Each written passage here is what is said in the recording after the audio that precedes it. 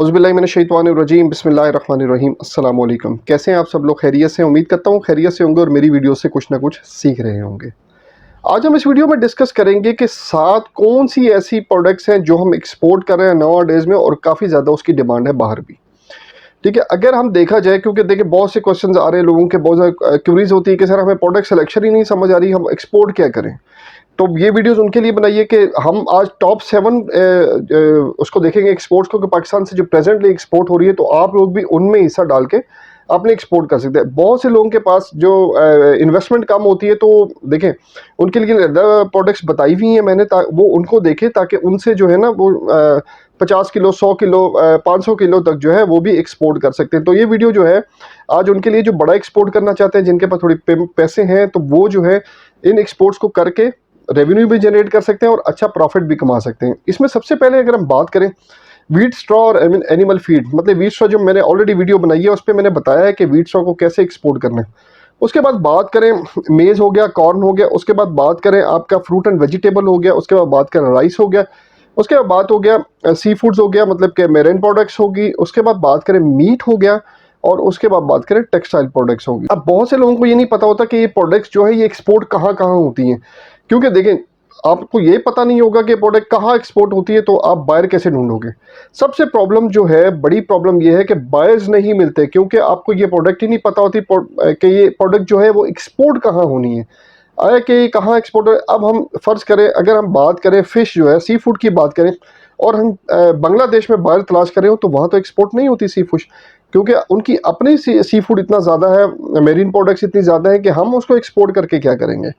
तो हम जो है अब इसी तरह अगर टी शर्ट्स जो टेक्सटाइल में आती हैं, टी शर्ट्स को हम एक्सपोर्ट करें बांग्लादेश में, तो वो आपसे क्यों खरीदेंगे, क्योंकि उनकी अपनी एक्सपोर्ट इतनी ज़्यादा है। तो आप लोगों को यही नहीं पता होता कौन सी प्रोडक्ट किस कंट्री में जा रही है। जब तक इसका नहीं पता होगा आपकी कौन सी प्रोडक्ट किस कंट्री में जा रही है, उस टाइम तक आप जो हो कोई भी प्रोडक्ट को के बायर फाइंड कर नहीं सकते। व्हीट स्ट्रॉ की बात करें तो व्हीट स्ट्रॉ जो है इराक जाता है, ठीक है, उसके बाद जाता है कुवैत जाता है, एक गल्फ कंट्रीज में सब में जाता है, उसके बाद अफ्रीकन कंट्रीज में जाता है, सेंट्रल एशिया में जाता है, काफ़ी कंट्रीज हैं, अफगानिस्तान हो गया, ठीक है, बाकी अजरबैजान हो गया, काजिकिस्तान हो गया, रशिया तक जाता है, ठीक है। तो ये जो है बहुत ज़्यादा डिमांड है, गल्फ पूरा है, ये जेन में रखिएगा, हम गल्फ में इसको एक्सपोर्ट कर सकते हैं। अब इसकी सोर्सिंग कहाँ से करेंगे? सोर्सिंग ऑब्वियसली अब ये व्हीट स्ट्रॉ होती क्या है ये भी आप लोगों को पता होना चाहिए। ये गंदम के भूसे को बोलते हैं व्हीट स्ट्रॉ। तो ये ऑब्वियसली जो आपके जब गंदम की जो फसल आती है, तो उसके बाद जो अपना ये सिंध से स्टार्ट होती है, तो सिंध में आपको मिलेगा भूसा, फिर उसके बाद पंजाब में मिलेगा, फिर ऑब्वियसली ये जो मेन जो है ना सिंध और पंजाब ही है, उसके बाद थोड़ा थोड़ा आगे केपीके में मिलेगा। तो आप इसको आप इसको लोकल भी काम कर सकते हैं और एक्सपोर्ट भी कर सकते हैं। एक्सपोर्ट करके बहुत कम लोग हैं जो व्हीट स्टॉक को एक्सपोर्ट करना, जिनको पता है व्हीट स्टॉक एक्सपोर्ट होती है, तो आप लोग करके इसको प्रॉफिट कमा सकते हैं। इसके बाद बात करते हैं मेज और कॉर्न की। अच्छा, इसमें 3 कैटेगरीज होती हैं, ग्रेड ए, ग्रेड बी और ग्रेड सी के नाम से। अब ग्रेड ए जो टोटल एक्सपोर्ट होती है, ठीक है। अब ग्रेड बी जो है वो डोमेस्टिकली भी यूज होती है और उसमें से कुछ जो है हम एक्सपोर्ट भी करते हैं। अब जो है ग्रेड सी, वो होती ही एनिमल फीड के लिए है, तो वो लोकली भी हम यूज़ करते हैं, उसको भी हम एक्सपोर्ट करते हैं। अब ये कॉर्न और मेज़ भी हम एक्सपोर्ट करते हैं और काफ़ी तादाद में हमारा बाहर जाता है, आजकल भी जा रहा है।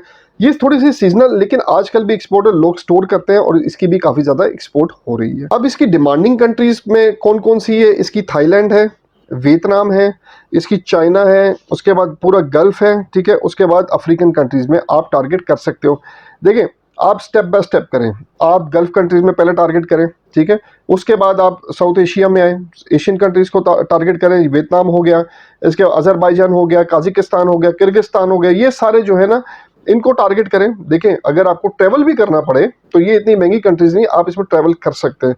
ईरान हो गया, ठीक है, तो आप वहाँ पे भी जाके इनके बाद, क्योंकि डिमांड बहुत ज़्यादा है, तो बाहर आप ढूंढ सकते हैं ताकि आपको पेमेंट्स के कोई इशू ना हो। और जब आप एक दफ़ा बाहर से मुलाकात कर लेंगे, फिर आपकी पेमेंट के सारे इश्यूज खत्म हो जाते हैं। यहाँ से एक प्लान बना के जाएं। देखिए आपने काम तो करना है ना, आप एक बजट डिसाइड कर लें कि मैंने यार ये बजट जो है ना मार्केटिंग के लिए रखना है, मार्केटिंग के बजट से आप ट्रैवल भी कर सकते हैं, ठीक है। बजट तो अलहदा होगा, ट्रैवलिंग बजट अलहदा होगा, लेकिन फ़र्ज़ करें आप स्टार्ट करें तो यार आप कहते हैं मैंने मार्केटिंग का इतना बजट रखना है, तो इसमें से अगर मैं ये भी मार्केटिंग ही करने जा रहे हैं ना, ट्रैवलिंग करने जा रहे हैं, किसी दूसरी कंट्री में जा रहे हैं, तो मार्केटिंग ही करने जा रहे हैं, अपनी प्रोडक्ट को लेके जा रहे हैं, साथ प्रोडक्ट के ब्रोशर्स लेके जा रहे हैं, अपने विजिटिंग कार्ड लेके जा रहे हैं, तो मार्केटिंग ही करने जा रहे हैं, तो उसमें से बजट निकाल के आप जो है अपना ट्रैवल कर सकते हैं। नियरेस्ट प्लेसेस देखें, बांग्लादेश हो गया, मेज़कॉन उधर भी जाता है, व्हीटस्ट्रॉ उधर बहुत जाती है, ठीक है।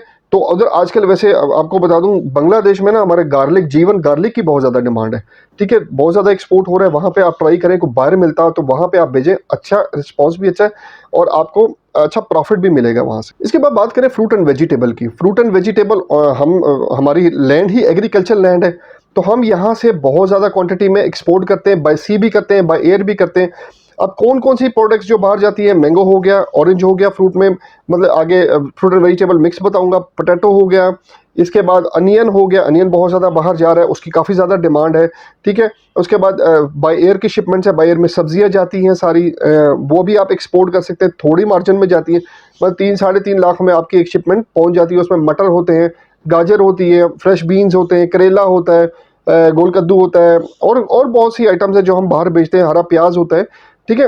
बंद गोभी नहीं जाती बाहर हमारी, और फूल गोभी भी हमारी बाहर बहुत कम जाती है, ठीक है। तो ये जो उसकी वजह है, उसकी वजह अगर आप गूगल पे सर्च करें तो आपको मिल जाएगी कि हमारी जो फूल गोभी है वो क्यों नहीं जाती। इसी तरह पहले हमारी बहुत ज़्यादा डिमांड बाहर जाती थी, अब इसी तरह हम आलू के साथ करने वाले हैं। आलू का भी हम कुछ अरसे तक हम ऐसे ही बेड़ा गर्क कर लेंगे। आप लोग न्यूज़ेस तो सुनते रहते हैं, इतने किलो वो पकड़ ली इन्होंने, इतने किलो पाउडर निकल गया, इतने वो हो गया, इतना वो हो गया। ये हमारी प्रोडक्ट है, हमने अपनी प्रोडक्ट की वैल्यू कैसे बनानी है, पाउडर बेच के तो नहीं बनानी ना। हम अपनी प्रोडक्ट को, इसलिए हमारी प्रोडक्ट की वैल्यू नहीं बनती क्योंकि हम लोग जो है ऐसी हरकतें करते हैं। जो कैलीफ्लावर है वो इसलिए बैन है, बंद गोभी भी इसलिए बैन है, जो हमारी हरकतें हैं इस वजह से। क्यों बैन है वो आपको बता देता हूँ। इन्होंने क्या किया, इन्होंने ये किया कि जब ये जो बंद गोभी का फूल, इसमें ये ऊपर कवर होता है सारा, ठीक है, इसमें इन्होंने क्या किया, जैसे ही थोड़ा सा फूल निकला, इन्होंने जो है ना पाउडर या चर्च जो है ना उसके अंदर रख दी। अब वो फूलता फूलता फूलता फूलता एक वो बन गया, ठीक है। अब जो वो बन गया तो एयरपोर्ट पे गया या बाय सी पे गया, तो वहाँ पे एएनएफ ने पकड़ लिया उसको, और वो उसके बाद से जो है ना यहाँ से बैन हो गया, और जहाँ जाएगा गया वहाँ से बैन हो गया, कुछ चला गया कुछ नहीं गया, लेकिन आपका जो बंद गोभी है वो टोटल बैन है, ठीक है। आप एक्सपोर्ट नहीं कर सकते। अब यही हाल हम आलू के साथ करने वाले हैं, पोटैटो के साथ करने वाले हैं। अल्लाह हदायत दे सबको। तो फ्रूट एंड वेजिटेबल में एक बहुत ज़्यादा स्कोप है, आप इसको एक्सपोर्ट कर सकते हो। जिसके पास थोड़ी इन्वेस्टमेंट कम है, जिसके पास 4-5 लाख से बाय एयर की शिपमेंट से स्टार्ट कर सकता है। फ्रूट एंड वेजिटेबल कमीशन पे जाता है ज़्यादातर, तो आप लोगों ने कोशिश ये करनी कमीशन पे माल नहीं भेजना। अगर डन पे ऑर्डर होता है, ये आपका अपना कोई बंदा बाहर बैठा है तो आप उसके ज़रिए जो हो सामान बिकवा सकते हो, तो उसके थ्रू आप काम करवा के अपना जो है मार्जिन निकाल सकते हो। इसके बाद बात करें राइस की। राइस जो है हमारा पाकिस्तान से बहुत ज़्यादा एक्सपोर्ट होता है, गल्फ़ कंट्रीज़ में होता है, अफ्रीकन कंट्रीज़ में होता है, इवन अमेरिका में होता है, और बहुत सी कंट्रीज़ में हमारा एक्सपोर्ट होता है। यूके में होता है, यूके में बहुत डिमांड है। तो आप लोग बासमती हमारा हम हैं बासमती के, हम मतलब पायनियर्स भी हैं। हम लोग जो इंडिया के साथ केस था हमारा, उसमें भी हम जीते। हमारे जो चावल पे ऊपर स्टेप लगे हैं कि बासमती सिर्फ जो है पाकिस्तान का ही बेस्ट बासमती, वो पाकिस्तान का ही है। तो आप बासमती राइस को स्टीम नॉन स्टीम कोई भी हो, उसको एक्सपोर्ट करके आप अच्छा रेवेन्यू जनरेट कर सकते हैं। चावल में एक बहुत ज़्यादा डिमांड है। अच्छा, यहाँ पे एक तो क्वेश्चन आपके जेहन में आ रहे होंगे कि चावल का तो 20 फुट कंटेनर ही जाएगा।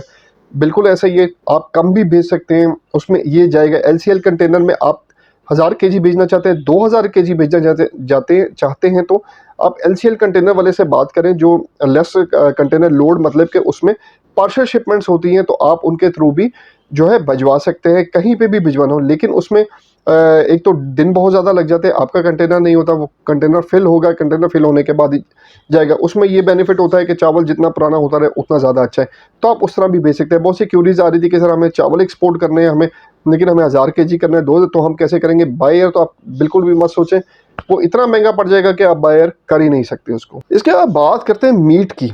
अब मीट को कैसे एक्सपोर्ट किया जाता है? ये जाता है बाय एयर ही जाता है, बाय सी भी जाता है। बाय सी सिर्फ दुबई तक जाता है, उसके बाद इतनी कैपेसिटी नहीं होती कि वो लॉन्ग ट्रैवल कर सकते, तो ख़राब भी हो जाता है। तो इसकी मेन मार्केट जो है वो आपकी गल्फ़ मार्केट मेन मार्केट है, इसकी बहुत ज़्यादा डिमांड है। गल्फ़ मार्केट में आपके मीट की, बीफ की बहुत ज़्यादा डिमांड है, तो आप इधर एक्सपोर्ट कर सकते हैं। ये जाता ही बाय एयर है, आपने बाय एयर एक्सपोर्ट करना है। बाय सी पे आपने हाँ, अगर आप ज़्यादा कमाना चाहते हो और आपके पास पैसा ज़्यादा है तो आप दुबई मार्केट में बाय सी भेज सकते हो, ठीक है? तो आप बाय सी भेज के अच्छा रेवेन्यू जनरेट कर सकते हो, लेकिन शर्त ये है कि आपका माल बिल्कुल सही सलामत वहाँ पहुँचना चाहिए। जो अब लाइन वाले हैं, आपने तो मीट पैक किया भेज दिया, आगे जब आप वो कंटेनर इन हो गया उसके बाद तो आप अंदर नहीं जा सकते। अब वहाँ पे प्लग इन की सबसे बड़ी प्रॉब्लम है, लाइन वाले प्लग इन सही लगाएं क्या लगाएं, ये आपने क्लियरिंग एजेंट को डंडा देना है, जो भी आपका उसको प्लग इन आपने उसकी रिपोर्ट लेनी है, शिपिंग लाइन से भी रिपोर्ट लेनी है, कल को प्रॉब्लम होता है ताकि आप शिपिंग लाइन को पकड़ सकें। तो सबसे बड़ा प्रॉब्लम यही होता है कि चीज़ें स्मेल छोड़ जाती हैं, और जो कि लाइन की गलती भी होती है समटाइम, जो जहाँ से आपने लोड किया होता है वहाँ से लेके आपको जो है वो नहीं मिल रहा होता, प्लग इन नहीं मिल रहा होता, तो ये भी प्रॉब्लम आ सकती है। या डेस्टिनेशन पे पहुंच के टाइम ज़्यादा हो गया क्लियरेंस का, उसको जो मीट होता है या बीफ होता है उसको आपने एक दिन के अंदर अंदर क्लियरेंस कराना है।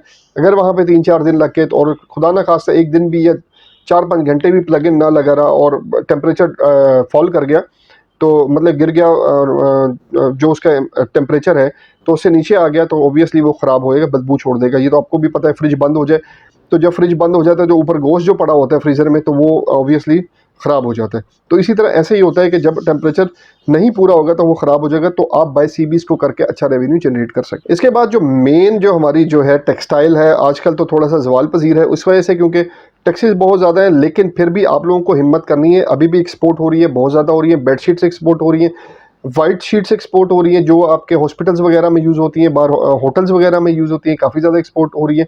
तो आप उस तरफ आए, टॉवल्स यूज़ हो रहे हैं जो जिम में यूज़ होते हैं। बाहर तो हालात ठीक है ना, लोग जिम जाते हैं, जो टॉवल्स जिम में यूज़ हो रहे हैं उन पे फोकस करें। तो आप ये मत सोचें कि बांग्लादेश कर रहा है, इंडिया कर रहा है, चाइना कर रहा है। आपकी अपनी प्रोडक्ट, आपकी अपनी डिमांड क्रिएट करनी है, तो आपने जो है अपनी डिमांड क्रिएट करके आपने आगे चलना है। बायर को आपने अपने हिसाब से लेके आना है, ना कि बायर के हिसाब से चलना है। जो आपकी प्रोडक्ट है बायर को घुमा के उसी पे लेके आना है। तो आपने करना ये है कि बायर को जो आपने करना ये है कि आपने जो प्रोडक्ट है आपकी जो है, जो भी जिस फील्ड में भी टेक्सटाइल की जिस फील्ड में उसमें थोड़ी सी इनोवेशन लेके आए। अब ये देखें, जो पाकिस्तान में सब कर रहे हैं, आप डिफरेंट क्या कर रहे हैं, ठीक है? ऑब्वियसली यहाँ पे बहुत बड़े बड़े मगरमच्छ बैठे हैं, लेकिन आप छोटे लेवल से जब स्टार्ट करना चाह रहे हैं तो आपको थोड़ी सी इनोवेशन चाहिए, हर चीज़ में इनोवेशन चाहिए। तो मेन मार्केट इसकी जो है अमेरिका है, ठीक है? यूके में जाते हैं बहुत ज़्यादा, बेडशीट्स वगैरह आपकी यूके में जाते हैं। यूके भी बहुत बड़ी मार्केट है आपकी, यूरोपियन कंट्रीज़ मार्केट है। तो अब यहाँ पे गल्फ़ इतनी बड़ी मार्केट नहीं है। दुबई में आप कर कह सकते हैं दुबई में बहुत ज़्यादा जाता है, लेकिन और बाकी जो गल्फ़ मार्केट है वो थोड़ी कम है, लेकिन आप एक्सपोर्ट कर सकते हो, अच्छा रेवेन्यू जनरेट कर सकते हैं। इसके बाद बात करें तो वो है सी फूड। सी फूड भी हमारे यहाँ से, जो मेरीन प्रोडक्ट्स की बात करें, उसमें ये भी बहुत ज़्यादा एक्सपोर्ट होता है, ठीक है? अब बहुत ज़्यादा जब खाया जाता है, हर जगह खाया जाता है, तो हर जगह ये जाता भी है।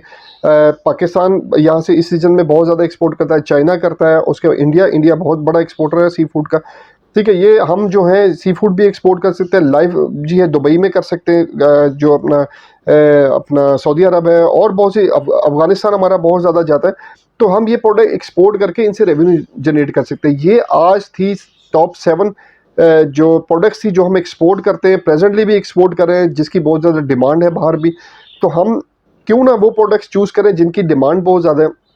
और भी बहुत सारी प्रोडक्ट्स हैं, लेकिन हमें तो कुछ ऐसा करना है जिससे रेवेन्यू जनरेट हो। हमें एक्सपोर्ट करनी है और रेवेन्यू जनरेट करना है, ताकि मुल्क का भी फ़ायदा और हमारा भी फ़ायदा।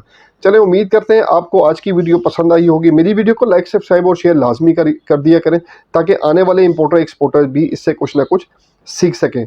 मेरा मिशन पाकिस्तान की एक्सपोर्ट को इंक्रीज़ करना है, इसमें मेरा साथ दीजिएगा। अगली वीडियो तक के लिए अल्लाह हाफिज़।